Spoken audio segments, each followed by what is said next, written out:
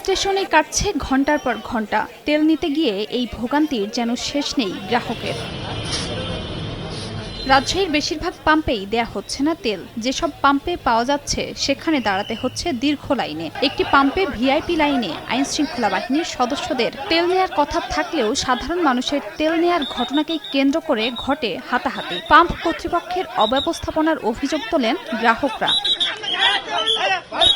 যাদের গাড়িতে ৩-৪ লিটার তেল আছে ইতিমধ্যে, তারা লাইনে দয়া করে লাইনে দাঁড়াবেন না। ঠাকুরগাঁওয়ে হ্যান্ড মাইক নিয়ে যানবাহন চালকদের নির্দেশনা দিয়ে উপজেলা নির্বাহী কর্মকর্তা বলেন, বাইকের কাগজপত্র ছাড়া কাউকে তেল দেয়া হবে না। যেসব মোটরসাইকেলে ৩ লিটারের বেশি তেল ছিল তাদের লাইন থেকে বের করে দেয়া হয়।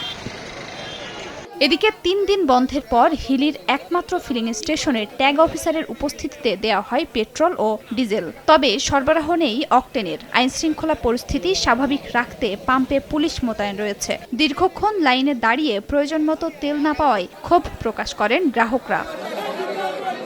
রাঙামাটিতে ভোগান্তি কমাতে ফুয়েল কার্ড চালুর দাবি জানান গ্রাহকরা।